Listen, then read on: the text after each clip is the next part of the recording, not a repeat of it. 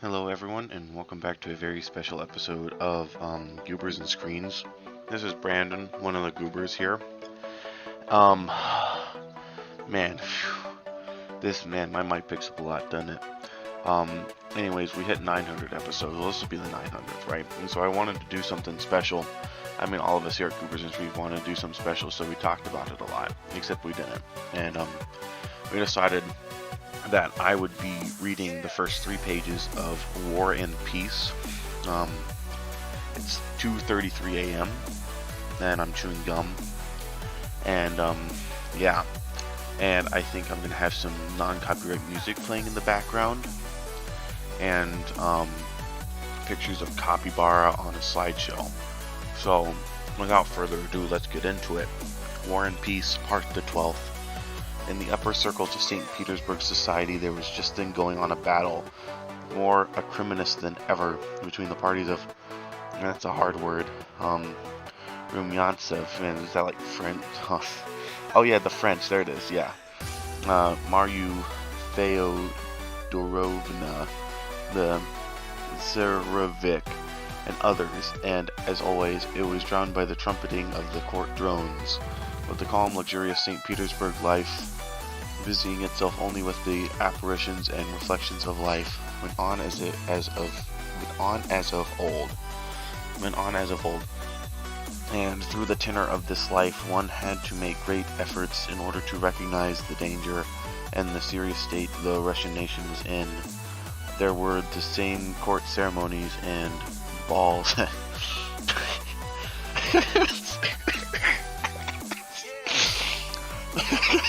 the same French theater, the same interests of the courts, the same interests of the service, and the same intrigues. Only in the very highest circles were efforts made to remind the people of the seriousness of the contemporary state of affairs. They told in a whisper of the entirely different conduct of the two empresses in these grave circumstances. Empress Maria Feodorovna, solicitous for the welfare of the charitable and educational institutions under her patronage, had given orders about the transportation of these institutions to Kazan. That's like One Piece. And their belongings had been packed for a long time. That's a long page. On the contrary, with her characteristic Russian patriotism, Empress, oh my gosh, Elizaveta Alexei, these guys don't exist. This designed to reply to the question what it would be her pleasure to command. Yeah, that's right. That she could give no orders about affairs of state, as that belonged to the emperor. But so far as she was personally concerned, she designed to say, she dined, like D-I-G, yeah, I mean, you guys get it, yeah. To say that she would be the last to leave St. Petersburg. On August 26th, the very last day of the Battle of Borodino, Anna Pavlovna gave a soiree. Ooh, I know, that's fancy.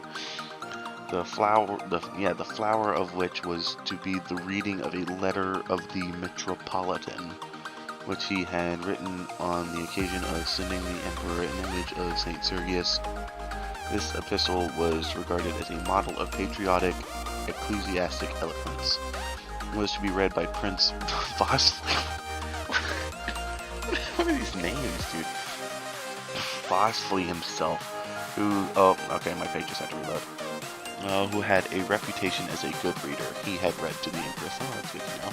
This art of reading consisted in rolling off the words in a loud sing-song between a despairing wail and a tender murmur, just like I'm doing for you guys right now. That was into the book. That was just me. I just wanted, yeah. Where was I? Lost. Oh shit! No, oh my gosh! You gotta happy 900 videos, independently of their meaning, so that quite by chance the wail fell on some words, and the murmur on others. This reading, like all of Anna Pavlovna's soirees, had a political significance. At this evening entertainment were to be several important personages, who were to be put to shame for attending the French theater and to be stirred to patriotic fervor.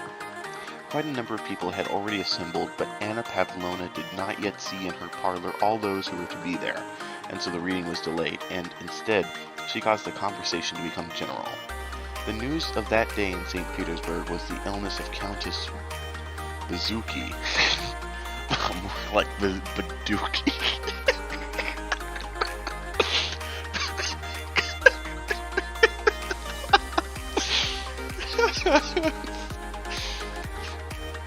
She had suddenly grown ill and missed several meetings of which she was the ornament, and it was rumored that she did not receive anyone, and that, instead of entrusting herself to the famous St. Petersburg doctors, who generally attended on her, she had employed an Italian physician who was curing her by some new and unusual method. Yeah, man, that was really just 2 pages, dude. Favorite lion dog. Oh no. Oh, it's like, all knew well that the disease of the charming Countess was due to the inconvenience of marrying 2 men at once. Wow. That's something. And that the Italian's cure consisted in removing this inconvenience. In the presence of Anna Pavlovna, nobody dared to think of it. They even pretended not to know anything about it. And this is in French, right? I mean, I took high school French.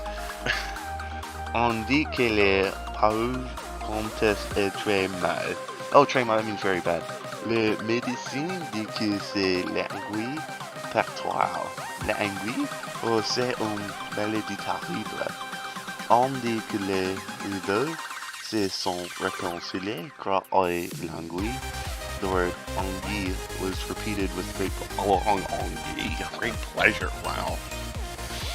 Le vu comme est touchant à ce qu'on dit, il a pleuré comme un enfant quand le médecin lui a dit qu'on le is était dangereux. Aussi serait une peur terrible. C'est une femme ravissante. Vu par de la pauvre comtesse, said Anna Pavlovna, coming up. J'ai envoyé ses voix de ces nouvelles. On m'a dit qu'elle allait un peu mieux. Mot, en sens de c'est la plus charmante femme du monde, said Anna Pavlovna with a smile at her transport. Nous appartenons à des grandes différences, mais celle ne me pousse pas de l'estimer comme elle le mérite. Elle est bien malheureuse, added Anna Pavlovna. Man, oh, Mr. B, man, you better be happy with me, dog. That was awesome.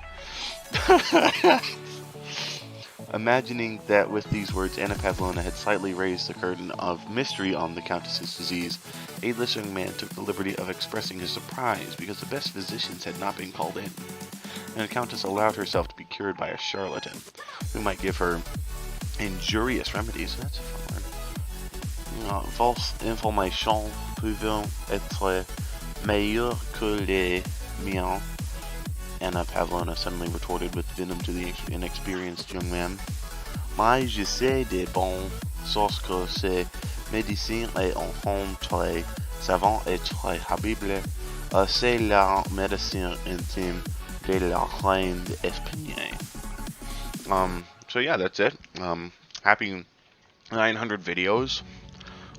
If there's any French people watching, I'm not going to apologize. I got your language perfect, and you should pronounce it like me. And I hope you all have a wonderful day after this. Signing off.